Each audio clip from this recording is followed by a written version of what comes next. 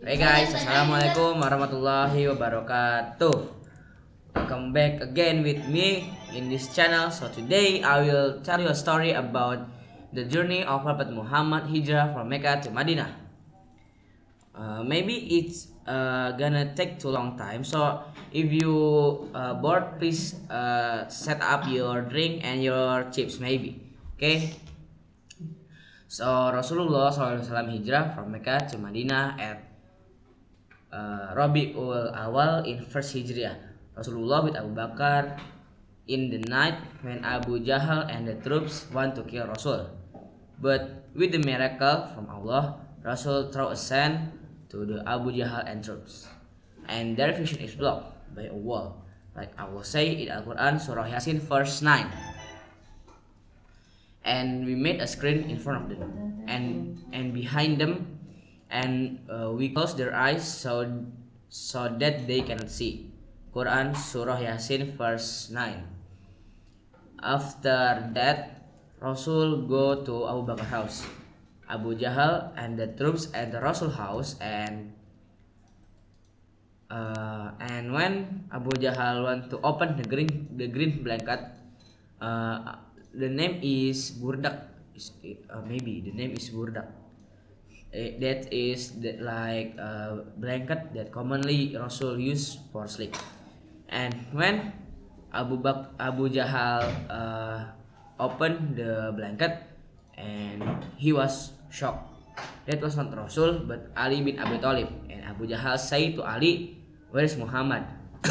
And Ali say, "I don't know." And Ali tortured by Abu Jahal in front of Ka'bah. At another place, Rasul and Abu Bakar go to Thur cave. Rasul and Abu Bakar in Thur cave for 3 days. Before Rasul enter to the cave, Abu Bakar enter first for ensure the cave, and Abu Bakar tore his clothes for close the hole until 2 hole gain with his feet, and Rasul enter the cave until Abu Bakar feet is stung by a insect. Abu Bakar endure the pain until he cries and touching Rasul cheek. And Rasul say, "What happened, Abu Bakar?" And Abu Bakar say, "Really, my feet have been stung." And Rasul spit into his hand and then rubbed on the stinking feet of Abu Bakar, and instantly the pain is gone. That is one of miracle that Allah give to Rasul. For 3 days in Sur cave, Rasul and Abu Bakar an intelligent, and he is the son of Abu Bakar. The name is Abdullah bin Abu Bakar. Abdullah bin Abu Bakar go from Mecca to Sur cave in the night and back from Sur cave to Mecca in the morning. Abdullah text by Rasul to give information what kind of plans that Quraysh will be do.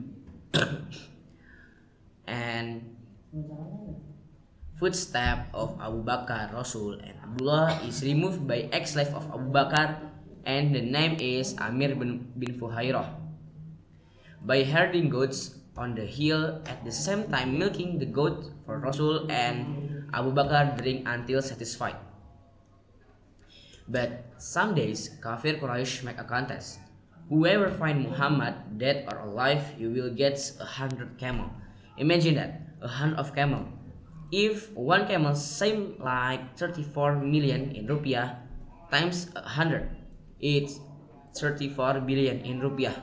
What does one that much money? And then many people search Rasul and Abu Bakar until a group go to Sur cave. And Abu Bakar say, "Ya Rasul, if they lowered their heads a little, they would have find us." In that position, Abu Bakar is scary and say again, "There are a lot of them, and we just for two."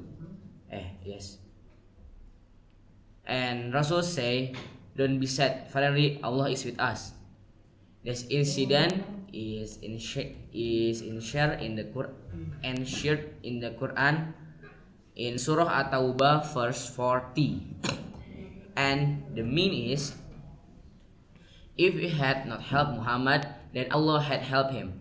That is when the disbeliever mushrikin from Mecca is took him out from Mecca, while he was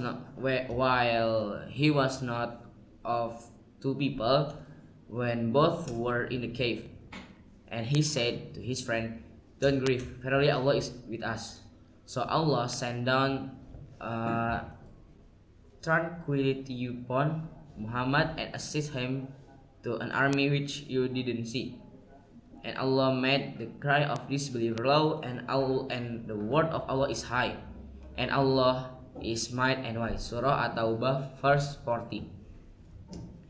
When the condition is safe, Abu Bakar and Rasul continued the journey to Medina, but did not pass the usually route that but did not pass the road that usually passed by humans. If you want to see the maps, yeah, this is the maps. Yeah, this is the maps in here or in here. Yeah. The journey to Medina were guided by Abdullah bin Uraikid, who in that time was still an kafir Quraysh, but Rasul believed in him. At the noon, after reaching a half of journey, Rasul rested under the shade of a large rock. Not long after that, Abu Bakar brought a milk which he had milked. After which they continued their journey. On the evening, in the second day, they stopped in Ummu Ma'bad tent and asked if you had anything. The woman couldn't entertain both of them because their gods were in the far off meadow. Their gods were in a far meadow, while there was only one goat beside her tent, which did not produce one drop of milk. Then Rasul asked permission to milk the goat. When he was milking, the goat where was a jet of milk, until filled a large of vessel. Rasul and two people with him is drink the milk until they were satisfied, and then milking again it a second time until filled the vessel. After that, they went to on their way. After they left, Ummu Ma'bad told her husband that had happened, also told the characteristic, and her husband said, "That man, by Allah, is a Quraysh. I really want to be with him. I will do that if I meet him." And then when the Prophet and Abu Bakar passed the Qudayd area, there is Suraqah bin Malik bin Jushum al-Muljidi or al-Mudliji, I forgot, tried to follow. He really hoped a reward 100 camels. But when his position was close to them, his horse always slipped, so he fell down. He determined his next attitude with the lottery of the road. He shouldn't have continued the pursuit, but he continued. He ride the horse again, and even heard the chanting of the verses that by Quran that Abu Bakar and that Rasul chanting of verses of Quran by the Rasul, while Abu Bakar always turned on him. When his horse was near of Rasul and Abu Bakar, the horse slipped again. He fell down, and suddenly he realized that they had a protection from Allah. And then Suraqah is asked the Rasul to keep the incident as a secret, and he wrote a letter of peace in a piece of skin. On the next trip, the Prophet must arrive in Medina. Prophet Muhammad meet Buraidah bin Al-Hasib Al-Aslami. When Buraidah and 70 of his people they converted to Islam. Okay, and then since hearing that Rasul go out from Mecca, the people of Medina waited of his arrival every morning in the Harroh area. They continued to wait until the midday until heat radiant. They come uh, they come to home just at afternoon. One day they returned to their homes, and someone from among the Jews climbed one of the fortress in city of Medina. With the intention of seeing it, he saw Rasul and his companions who looked white and dim. Their figures were obscured by the hot shadow of the desert. And the Jews shouted in a high voice, "People of Medina, this is the portion of Allah that you have waited for. Raise up the Muslim with weapons." There was a roar, a takbir sound as an overflow of joy that Arifal, the messenger of Allah. They went out to Harrow and see him. When he walked in a position in their right, until he stopped in Banu Amr bin Auf in area of Kuba. This incident occurred on Monday, 18 Rabiul Awal in the 14 years of prophethood, namely is the first years of Hijrah. When stopping in Kuba, the Prophet was silent for a while. People began to arrive among the Ansar, Muslim of Medina. There is